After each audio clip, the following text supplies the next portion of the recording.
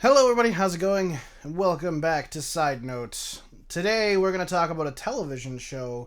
Again, I guess. Technically, the last one I did was a television show. It was Haunted. But we're going to talk about another one, and hopefully a considerably better one. Stranger Things Season 3. So, Stranger Things Season 3 is obviously the third installment in the Stranger Things hierarch story kind of thing. The first season, of course, they discovered the Upside Down. Will went missing, all that kind of stuff. The second season, they had the lab, and they fought the lab, and Bob died and stuff at the end. And this third season is quite action packed as well. Something survived the closing of the gate when 11 closed it in the final episodes of season 2, and is now out to cause a bunch of havoc and a bunch of shit. So they've got to do their thing and try to, you know, piece it all back together and defeat whatever the hell it is. So if you haven't watched it, this is all going to be very spoilery, so I'm sorry if you haven't watched it. Probably not best to watch this right now. Watch it first. Just a warning. But essentially what happens is they split into kind of groups again. They did this in season 2, where it was like a couple of groups of the main characters split up. And this season they do it as well. There is the kind of like the adults group with Hopper and Joyce kind of freaking out and going crazy about shit, and Hopper trying to figure stuff out. There's a group with Dustin, with Jonathan, and a newcomer, Robin, who is played by Maya Hawke, which is Uma Thurman and Ethan Hawke's daughter, which is kind of fucking crazy. She plays Robin, who is like this awesome, like, tom girl kind of person, who turns out to be gay, which is awesome. Her and Jonathan have a thing, but Jonathan moves in, and then she reveals that she likes girls, which Jonathan is totally cool with, which is an awesome way to kind of incorporate that in. But she's an awesome character. She's really, really funny. Her and Jonathan play off each other very, very well. Like, the actor and actress are very, very good together as far as a duo. I'd love to see them in other stuff, like together. I think that would be an awesome fucking movie or show. Whatever they would do together, I think they should do it. I just think they're a great duo. Dustin is also, of course, in that group, and he's also awesome. There is also a newcomer there too in that group, Erica, which is what the hell's his name? Lucas. Yes, Lucas's sister, the little sister. So remember, I think it was like season 1. Might have even showed up in season 2 some. He did say that he had a little sister. This is that little sister. She's also really awesome. She's very intelligent for her age. Thinks that she's cool, but she's really a nerd and stuff like that. She's actually really good too. Though out of the 2 new ones, I would rather keep Robin than I would Erica for sure. But that's one group. And then, of course, there is the group with Mike and 11 and Lucas and that crew, Max as well, all in that group, and they all figure out different things at different times, and then it kind of comes together closer to the end, but they never really mesh. I don't know. It's a little bit off-putting. Because you're like, fuck, why don't you guys just talk to each other?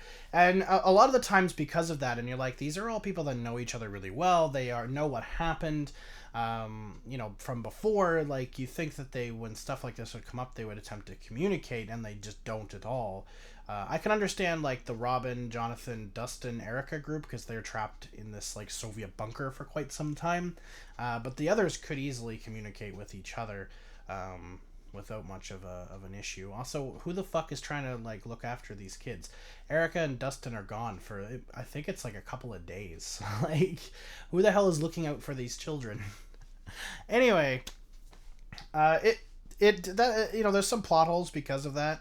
Why wouldn't they just talk to each other or whatever? Also, when Hopper, so there's a point where Hopper and Joyce, as well as this captured Soviet scientist guy named Alexei, go to the crazy guy from I think it was the second season, the conspiracy theory guy, who is honestly his name totally fucking. I'm looking to see if he's there. I don't remember his fucking name. I think it's Bruce. I don't remember. Anyway, the crazy conspiracy theory guy. And then Hopper calls essentially like the Secret Service because he has a number that can go there. I'm like, why in the holy mother of fuck didn't you call them right away when you found out there were Soviets and shit around? Like, when all of this started, you should have called them and be like, hey, shit's happening again. Like, hello? Also, why, Hopper, did you not say to the kids, hey, if shit like this starts going south again, let me know immediately so I can call the U.S. National Guard to come and fucking deal with it. Like, I know they couldn't have beat the creature and stuff. Actually, no, they could have, because all they needed to do was close the gate. And they didn't even need 11 to do that. So, whatever. But, like, seriously? Like, really? You couldn't have just called those guys to come clear out the Soviet bunker, like, forever ago? And then, boom, you're done. Like, that's a huge hole. Like, if you have access to them, why didn't you use them? But anyway, whatever. They show up at the end and, like, do nothing, essentially. So, whatever. But it was a great season. It was a great story overall. I really enjoyed it. I didn't think it was as good as season 1 or 2, definitely. You can tell the sequelitis is definitely starting to come into play here, and I worry for season 4 because I think it was David Harbour who plays Hopper did say that there's at least a season 4, possibly a season 5, but definitely a season 4. Of course, it hasn't been officially confirmed yet, but most of the actors are like, yeah, no, my contract goes for another season at least. So, yeah, we can pretty much expect a season 4, and I'm a little worried that sequelitis is really going to seep in because they're kind of scraping the barrel at this point.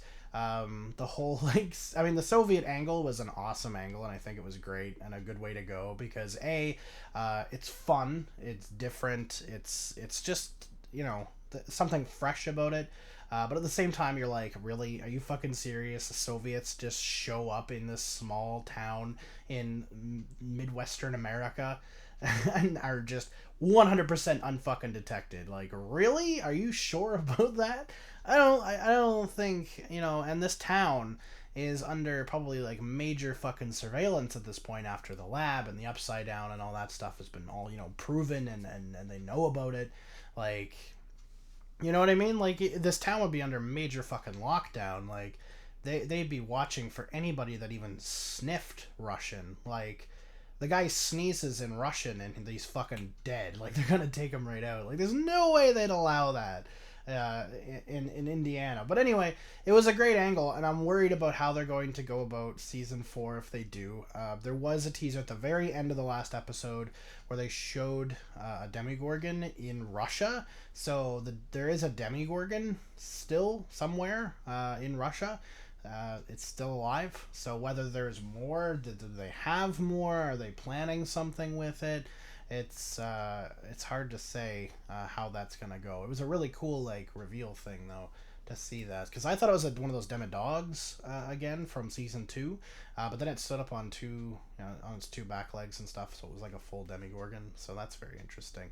If they go back to oh, there's Demogorgons, it's bad, Upside Down, then I think that would be pretty cool. Rather than the super monsters and stuff like this season, I think that would be kind of a cool ending. Just, it's like, okay, the gate and everything is closed, but there's a bunch of Demogorgons left. We have to take them out. That would be a cool way to kind of wrap it all up, I think. Oh, my computer turning off. That would be a cool way to wrap it up and end stuff off. But I think a 5th season might be a little bit of a stretch at this point. It's like, well, what do you do now? Right? You've done everything. You've had the initial incident. You've had the humans trying to take advantage of the incident because there was another thing going on.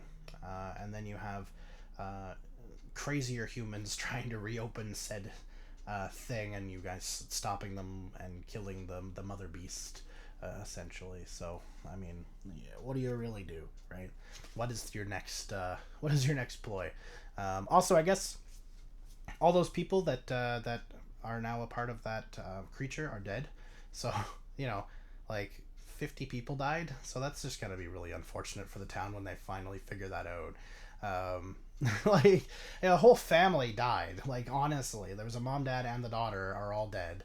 Of course, Billy is dead, so Max has to like grieve for that and the family. And then there's the old lady, and there's also a whole bunch of other people that just straight up died. Um, but anyway, it was a great season. I really really enjoyed it. If you haven't watched it yet and you're interested at all, and you're kind of like, oh, well, I don't know if it's gonna be good. Is everybody just like doing this overhyped thing? That's why the ratings are so good. No, it is. It is pretty darn good. I see a lot of like 9.5s. I don't think I'd go that high. I think I'd probably give it like an 8.9 or a 9 out of 10. Like, it's not as good as season 2, which in my opinion was the better season out of all of it. I really liked season 2.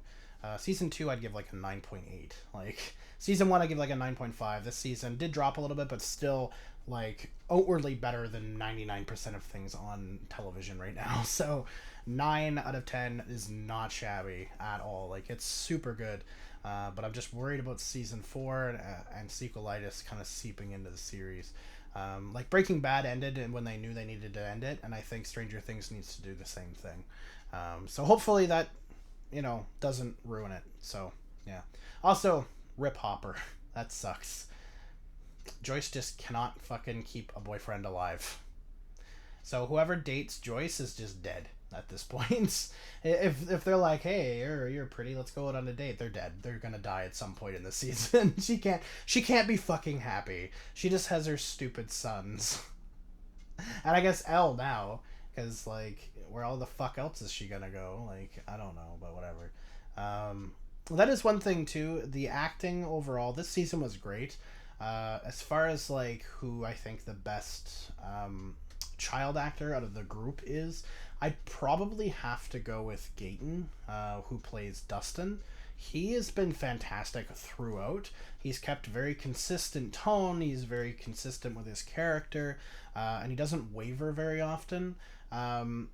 Millie Bobby Brown is also quite good as 11. She does really well, but her lines and stuff are, she doesn't have much dialogue and stuff. She just has like facial expressions and stuff for the most part. So, I mean, and she just screams a lot. So, which she's good at, I guess.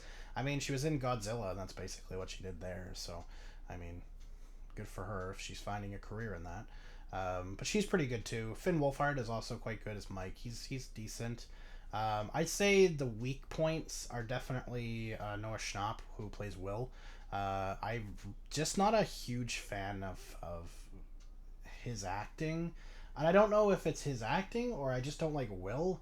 I find Will, the character, is just very whiny. Like, I know he's been through hell, but I just find him very whiny, and I'm not a fan of him. Like, you know what I mean? I don't know. And it very well could be the character and not the actor, but I find the actor does not do a super super job comparatively to his co-stars, especially. There's a lot of good child actors in this show, and I don't think he's really one of them. I don't think he'll go super far as a child actor. Maybe later on once he gets practicing and stuff, but I don't really like Noah or Will's character very much at all. Same with the guy who plays Lucas. What's his name? Caleb McLaughlin. He's okay. He's not great, but he's not awful. There's a lot of weak spots there too. Max is generally pretty good. Yeah. So I don't know. The acting out of Dustin is fantastic. Awesome, great child actor. Honestly, if he wants to do other shit, let him do other shit. So I think he would do awesome, just personally. But yeah, that's pretty much it. I just kind of wanted to talk about Stranger Things season 3. I'm not really super coherent or anything. I just kind of wanted to talk about it and what I liked, what I didn't like, some of the holes and stuff. And definitely should give it a watch. Like I said, solid 9 out of 10, even though it has some sequelitis going on. I'm gonna look at. I have a bunch of DVDs right now beside me. There's one in particular I want to look at that is interesting, called Ghost Lake. It's apparently quite a rare one to find on DVD, so I'm surprised I have it all of a sudden. But apparently it's like the worst fucking thing ever, and it's an hour and 52 fucking minutes long, and it's a B movie. So like it was produced, I think I don't think it was very high of a budget, but I've watched the trailer. Go watch the trailer for Ghost Lake, and you'll see what I'm in for. Um, yeah, we'll we'll take a look at that and see how that goes. But other than that, thank you so much for watching, and I'll see you all next time. Peace.